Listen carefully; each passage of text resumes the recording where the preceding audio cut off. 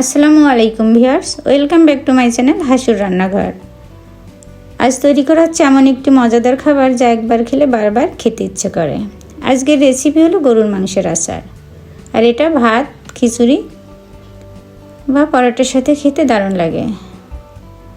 তাহলে আমরা দেখে নিই। প্রথমে আমি একটি বিশেষ মশলা তৈরি করে নিচ্ছি, আর মশলাটা হচ্ছে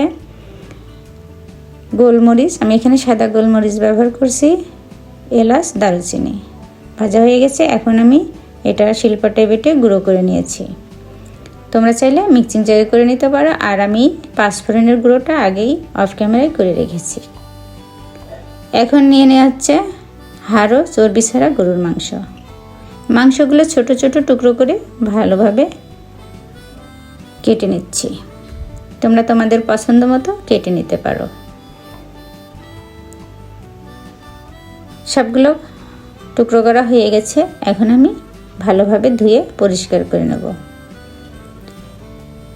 এভাবে আমি ধুয়ে পানি চিপড়ে উঠিয়ে নিচ্ছি। এখন আমি এই মাংসের সাথে দিয়ে দেব রসুন বাটা, আদা বাটা, হলুদের গুঁড়া, শুকনো মরিচের গুঁড়া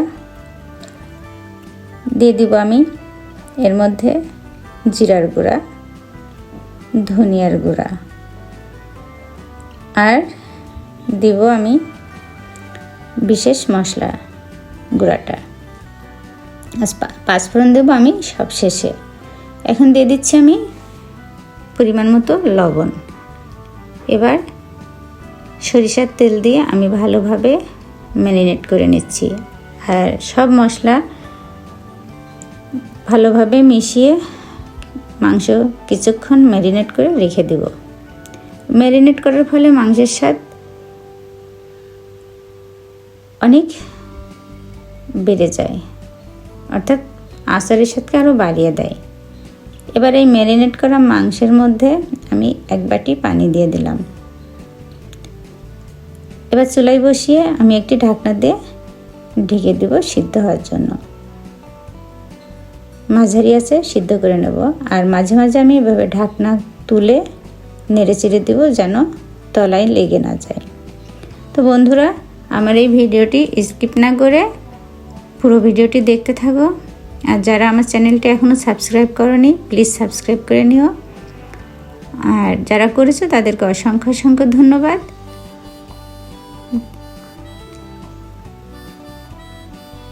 আমার ভিডিওটি যদি তোমাদের কাছে ভালো লেগে থাকে তাহলে অবশ্যই একটা লাইক দিবে আর কমেন্টস করে জানাবে। যদি বেশি ভালো লেগে থাকে তাহলে বন্ধুবান্ধব বা আত্মীয় স্বজনের মধ্যে শেয়ার করে দিতে পারো। আমার মাংসটা প্রায় সিদ্ধ হয়ে এসেছে, দেখতেই পাচ্ছ সিদ্ধ হয়ে গেছে।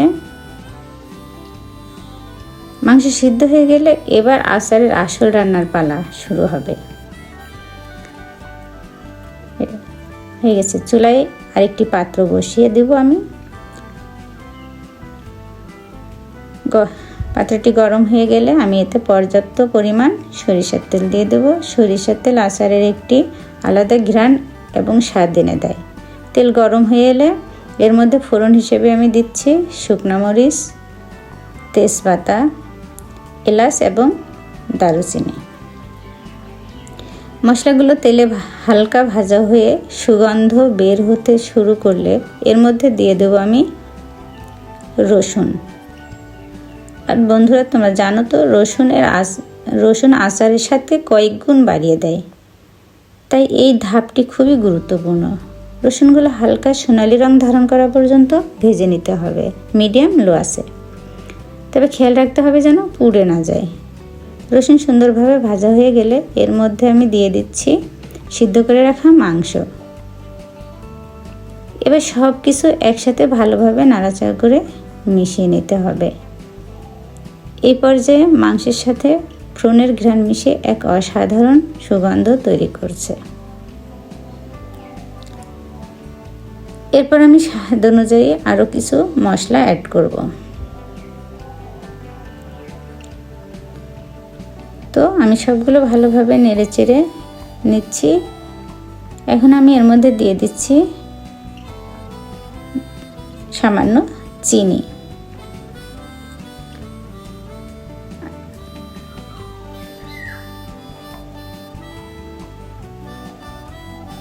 চিনিটা দিয়ে আমি ভালোভাবে নেড়েচেড়ে মিশিয়ে নিলাম। এখন দিয়ে দিচ্ছি আমি টাটকা লেবুর রস। লেবুর রস আচারে টক স্বাদ আনার পাশাপাশি সংরক্ষণও সাহায্য করে, কারণ আমি এখানে কোনো সিরকা ব্যবহার করছি না। লেবুর রস দেওয়ার পর সব কিছু ভালোভাবে মিশিয়ে নিতে হবে। আর এর মধ্যে দিয়ে দিলাম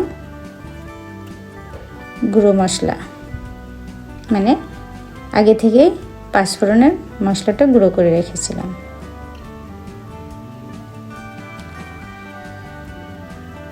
আর এই মশলাই আচারের প্রাণ। মশলা দেওয়ার পর ধীরে ধীরে সব উপকরণ মিশিয়ে নিতে হবে, যাতে প্রতিটি মাংসের টুকরোর গায়ে সমানভাবে মশলা লেগে যায়। হয়ে গেছে আমার আচার তৈরি করা। এখন আমি একটি শুকনো কাচের বয়ামে সংরক্ষণ করে রাখবো। তো বন্ধুরা, কেমন লাগলো অবশ্যই কমেন্ট করে জানাবে। আর এতক্ষণ দেখার জন্য সবাইকে অসংখ্য ধন্যবাদ।